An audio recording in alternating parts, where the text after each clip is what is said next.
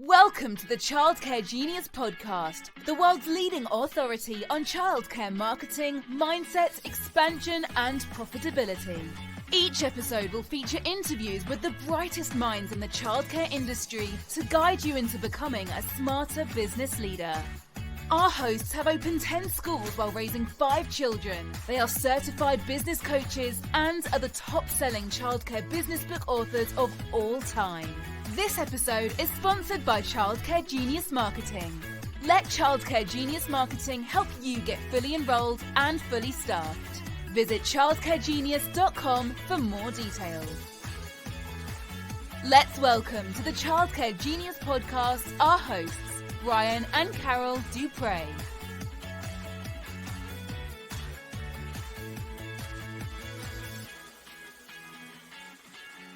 Hello, welcome to the Childcare Genius Podcast. We're your hosts, Brian and Carol Dupre. Thank you for joining us today. We are having an exciting episode today, although I say that every week, because every week the episodes are exciting. We have a special guest today, and her name is Jessica. And Jessica is we love Jess. She's an owner in Utah, and we were just with her. We had dinner with her in Utah last month, and she's just amazing. And she has an incredible mindset. She's got a great story, really good story about how she got into the childcare business. And we would love to share her with you, for sure. Let's get Jess on the line. Hi, Jess. Welcome to the Childcare Genius Podcast. How are you today? I'm doing well. How are you? Hi, Jess. Great. Good to see you. So you're in Utah, which is a beautiful state. Carol and I were just there a couple weeks ago, and we got to have dinner with you. Mm-hmm. And what a beautiful state you live in. You see the beautiful mountains each and every day. You ever realize how lucky you are, see that beauty? Yeah, I love driving to work because off to the left, there's a huge mountain range, and it's just like every day it's just gorgeous. It is. And we live in Maine, so all we see is pine trees everywhere. It's not very mountainous, pretty flat overall. Mm-hmm. And it was such a cool thing that you could see for what seems like 100 miles. And we flew over the Salt Lake for the first time when we were coming in. That thing was huge. Yeah. And that was cool too. So we had a couple cool experiences coming in. So we came in from Seattle, so we came in from the north. And that was really, really interesting. So anyway, we've had you on the podcast before, but we wanted to have you back. Things are going really well for you. You got a great business. We've been to all your schools. But some people out there are probably 2 or 3 people out there that maybe have never heard of you. I'm sure you're well known in most 2 or 3 million. You're quite famous in the childcare world because you really dominate Utah childcare. But give us a little more about your background and what your life was like before you got into business, and then why you decided to open a childcare. Sure. So in July, we will be 10 years old. All right, we're having our 10th birthday in July. We're going to go tubing. We're going to go rafting in the beautiful Idaho mountains with our team. So it's going to be great. Nice. Yeah. Before that, I worked as a music therapist at a local children's hospital. I did a lot of helping families and helping kids. And I also worked as a Head Start preschool teacher before that. And then I got wind of a director position. And so I took that and became a childcare director. And of course, why wouldn't you keep 2 full-time jobs? So I did that, and I did primary children's hospital at the same time. I didn't have kids yet, but I was married. And I had everything I did was kids and families. It was lovely. I learned a lot at the hospital. While I was working there, I decided, you know what? I think childcare is not going to be what I do forever. I'm going to step out. I'm going to go work corporate somewhere. So during my directorship, I got an MBA, and I was ready. I was ready to go. And then all of my kids, I feel like, were born in a little bit of a herd. They were born really close together. And so I had 3 kids under 2. And the place I was working as the director said, hey, we are going to be closing. And I thought like, oh, this is my chance. Like, I'm going to do something like HR, big and exciting. And then I was like, oh, I got to find a place for my kids. So I toured every childcare in the zip code where I was living. There were 38 of them. And that's just kind of who I am. I'm a little unhinged sometimes. So I went to all of them. And at the same time, I was also probably forming a market analysis of like, could I do this? And Yeah. so I went to them and I just didn't feel it. I didn't feel like I was in a position to leave my kids. My oldest has some medical difficulties, and I felt like I needed to create something that would be good for my kids. I think a lot of owners can jive with that type of a story. Even more so, the reason why I decided to shift my focus away from corporate America to childcare business is while I was a director, I had an appointment for my daughter, my oldest, and I went to the doctor and she wasn't meeting her milestones, and I was worried because I mean, I know milestones. This is what I'm doing for a living. And so I'm like, she's not crawling, like she's just not doing it. And the doctor said to me, you know what? She probably won't. And like the weight of the world just like came down on me, and I just thought like, how many more of these conversations am I going to have? She probably won't. Like it just breaks your heart as a parent when you hear that in relation to your kid. Well, went back to work and I dropped her off with her little toddler teacher, and I have really loud subtitles. And so I dropped her off, and my teacher was like, "Are you okay?" And I said, "No, no." So I told her what the doctor said, and she looked at me and she said, "We'll see. We'll see." Wow. And she worked with my baby every day like she was her own. And my kid crawled at that center. She walked at that center. She ran at that center. She jumped at that center, all because of like one teacher taking the time to spend with my daughter. And so I wanted to create something like that for kids. Kids deserve to have a community. They deserve to have a lot of people who love on them like that. We can't do it alone as parents. I was so overwhelmed and tapped out. And to hear somebody say like, we're not going to accept that. No. So that's my big why about why I got into childcare. So I decided to sign that probably really bad lease that I signed because I didn't know any better. And I started, and here I am today, 10 years later. It's funny how things happen in your life that change the Yeah. whole trajectory of your life. Yeah. That center deciding to close pivoted everything else, and it's just sometimes you reach a fork in a road and you go left or you go right, and you go right changes everything the whole rest of your life. Mm-hmm. And you could look at your success now and realize, well, I made good decisions back then. When I came to the fork, I made the right decision. And I've loved it. I've loved every minute. Tell our audience about your childcare center and why you're different from other centers in your area. That's a really good question. In thinking about how I'm different, I think one of the big things that I really focus on as an owner is I really want to grow my team, my directors, and the teachers. And so we spend a lot of time, money, and resources on growing people as people. That's one of my core values. I always want to leave things better than when I found them. And so we go to conferences, we read. I think this year we'll finish 4 books as a leadership team. We read them and then we talk about them and we really focus on those. And so I think investing back in my team then creates a different culture and environment.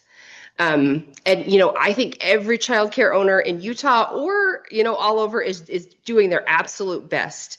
And I think that we have a little bit of an edge because of our employees. When you have employees that are growing, you have a business that is healthy, in my opinion.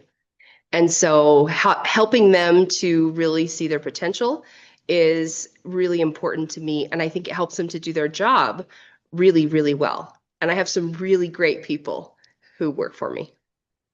Yeah, when we visited your schools, I saw how good your directors are and how good your team meshes. And you got a great program out there. So it definitely shows that you invest into your team. And I love the reading books with them. That is great. It's something we do with our university. As you know, we all get on the same page on leadership and mindset. So I Mhm. love seeing that. So speaking of mindset, you just got recognized at our Child Care Genius Live conference in the April in Vegas. You got an award there, and I gave you an award for having the most outstanding mindset. And Jess, since the day I met you, I've been on calls with you a lot. And you always and I watch you on other calls too, like in office hours, you always have the most amazing smile on your face. Like, even you could be having the worst day and life could be throwing you lemons, you always have a smile on your face. Now, granted, I probably know so once in a while you probably don't have a smile on your face. But even when you were just tearing up talking about your daughter, you still had a smile on your face. Yeah. And what does that come from? Why is it important to have that positive mindset? Where'd you get that from? Is that the music therapy? Like, where did you get that from? I was thinking about that too. I was really surprised, first of all, to have gotten that award. It was not something like when you read the award and my name, I was like, oh, I'll go there. I That's not something that I consider that I'm a specialist at. And so I've kind of been thinking a little bit about it. I think mindset is kind of one of those buzzwords, much like self-care in the world, right? Like when people say like, oh, I'm going to do self-care, I'm going to have a bubble bath and chocolate. Whereas really self-care is like being intentional with your time and setting boundaries and not spreading yourself too thin. I think mindset's kind of similar. For me, mindset isn't just like pasting on a smile on my face per se. I would say mindset is grounding for me. I have to remember um, why I'm here. In order for me to maintain my mindset, I have to remember that story about my kid.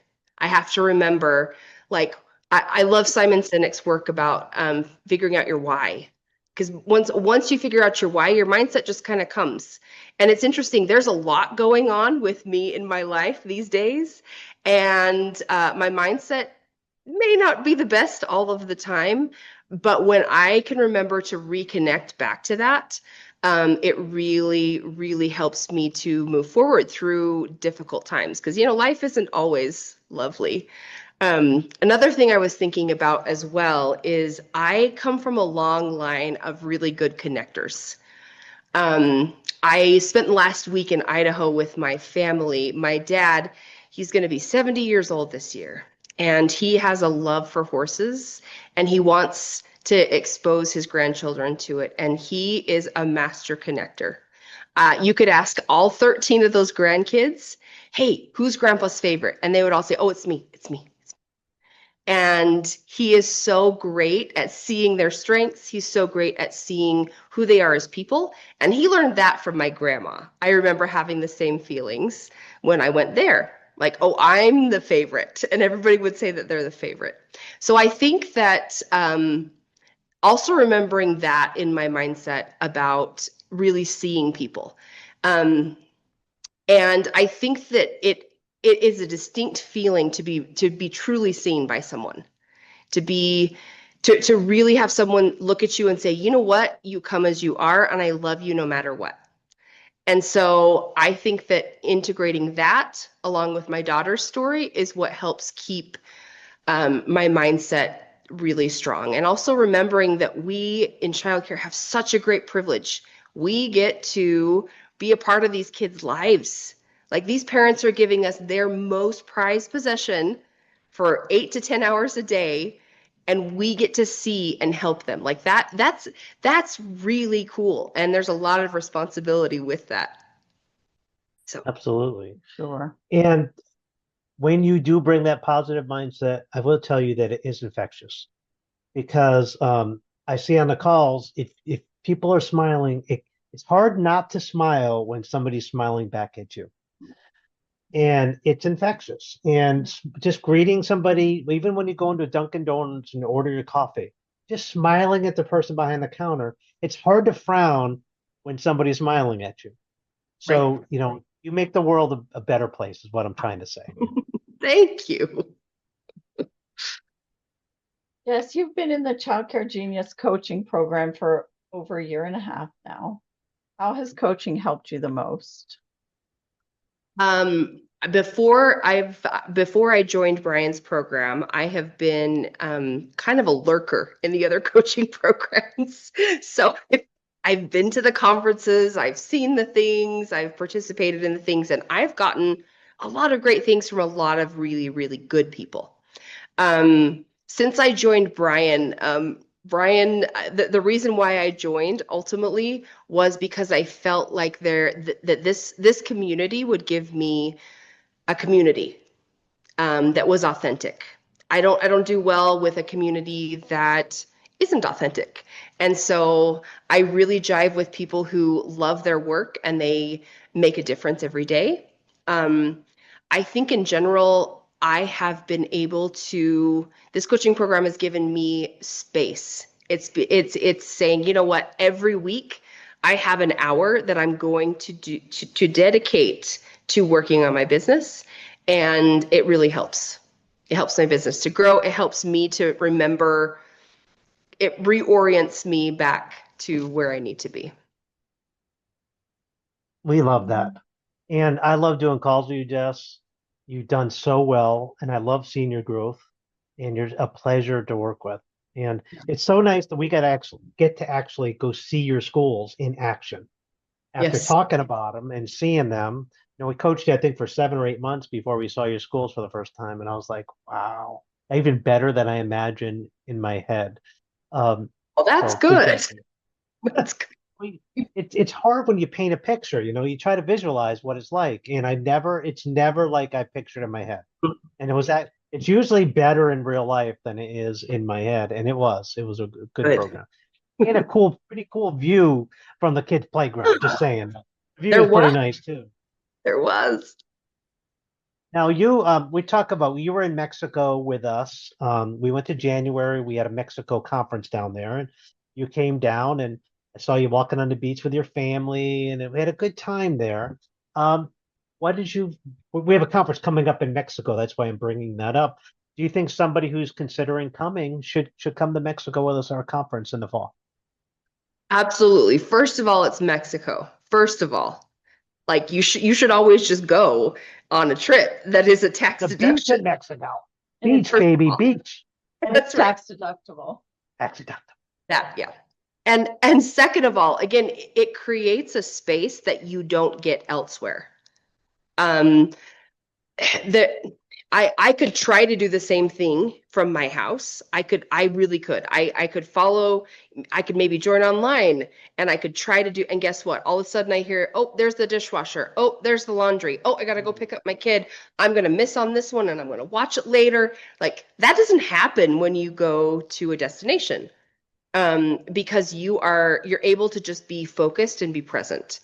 I think a lot of times that doesn't happen for me because I'm always like in a million directions. So it was really good in Mexico to have that time to really sit down and identify what my goals were, and really look at where I'm going and how I'm getting there. Yeah, once you turn down the noise of life and focus, it's amazing what you can do to your business when you turn off the noise. And there's so much noise when you're at home. Yeah. Your schools, when you're at your home, it's hard to turn it off. And sometimes go into a beautiful resort and, there's not many beaches in Utah, right? So you get a chance to, get to see oceans. So it's nice to you see things that you're not going to see back home. I mean, I could drive half hour and see the ocean. You'd be driving 12 hours, 15 maybe, to see the ocean. It's a long way away. So we take that for granted where we're at, but it's like when you go there, you can look and you could see the future. You could see what you're going to accomplish. And in that clarity time, when you turn down noise, you could say, okay, here's what I'm going to do in the next 6 months. And then when you get back, you got a plan because you were able to sit and get rid of the noise. And that's the best thing about going to a conference, not to mention tax deductible, Not to mention, we're done at 1 o'clock every day in the afternoon. That. Then you get the rest of the day to your family and to yourself. And did you have any concern bringing, you brought your kids there, any concern I did. traveling with them to Mexico? Zero. Nope. Yeah. They You know what I loved read it. yesterday? I read yesterday that statistically, Riviera Maya, Mexico is safer than going to Orlando, Florida with your children. I So would believe that 100%. who wouldn't think of, not going the kids to Orlando? So Yeah. it's a safe place to go with children for sure. So we'd love people to join us in Mexico, September 29th, October 2nd, Leverage Conference. It's going to be great. So last question, Carol. What advice would you give to someone who's thinking of opening their first childcare center? My advice ties back to probably all of my answers. Why are you doing it? Why is it important to you? Really get to the core of why it is. This is not an easy business. This is not a get rich quick scheme. It is not something that is just going to fall in your lap. It's something that takes an immense amount of dedication and love for humanity, both teachers and families and kids. And so you really have to be connected to why it's important to you.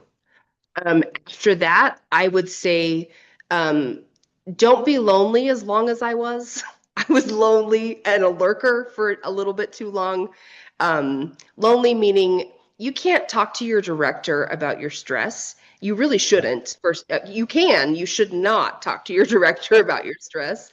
Talking to your spouse only about your stress just causes marital problems. I mean, you can hire a therapist, but they don't understand childcare. So I think that finding a tribe, finding people that are like-minded, finding people that can help you with things. Recently, I finished Brian's apprenticeship program that Alyssa taught, and just carving time out to go to those meetings. Like I sent off the paperwork and I've signed it, and I didn't even have to use too much brain power because it was kind of like just taught to me, and I just did what she said, and it was fine. So Nice. yeah, so figure out the why, and then make sure that you have support, and get your systems early. Figure out what and how you're going to do. So Great advice, Jess. Love that. Yeah. And, don't you wish, I wish I joined a coaching program. There were no coaching programs, but would have saved a whole lot of time, effort, energy, and money, and headaches and heartaches and fights with Carol and problems. And life would have been a lot easier with a coach from the beginning. I could promise you that. But you don't know what you don't know. That's right. And once you realize that you can get help, and somebody who's walked through the thing, it sure makes a whole lot of difference. So thank you for that. And thank you for taking time out of your busy life away from your little ones, who are getting big, by the way. Every time I see them, they're growing like weeds. Thank you so much for being part of our program and for taking time to share your story, which is an amazing story, with our listeners. Yes, thank you for the chance. It was great to speak with you. Have a good rest of the day. You too. Thanks. Great story. Very good story. Musical therapist. That's a really cool background. Yeah. It's just interesting how you could use music as therapy, which makes sense. They always say music calms the savage beast, right? Not that children are savage beasts, but I guess some of them could be. They were talking about that in church, about how music, you could set things to music, and it helps you calm remember them, and yep. Yeah, A, B, C, D, E, F, G, right? So you always put things to music. I used to remember music, things to help me memorize stuff when I was in the Navy. Remember, we had things we had to memorize, certain cadence. So we love that. So we hope you enjoyed this episode of the Childcare Genius podcast. If we can help you in your business, I'll just mention our coaching program, and I've been coaching Jess a long time and helped her to get to greatness. She worked hard, but if you need to, help in your business, how about a free coaching call? Go to our website, childcaregenius.com. Under the coaching tab, select that, like a free coaching call. And if you're a center owner, we'll give you a free coaching call, no obligation. We'll help you get unstuck. We love to help people wherever you're stuck in your business, in any area, we will help you with. And this concludes this episode of the Childcare Genius podcast. Thank you again for taking time and listening. And don't forget to hit the subscribe button so you won't miss a future episode of the Childcare Genius podcast. And we'll see you next week. Thank you for listening to the Childcare Genius podcast. If you enjoyed the show, please do us a favor and hit the subscribe button so you don't miss a future episode. Don't forget to visit our website at childcaregenius.com to see a list of services we offer to help grow your childcare business. Until next time, thank you for being a part of the Childcare Genius community.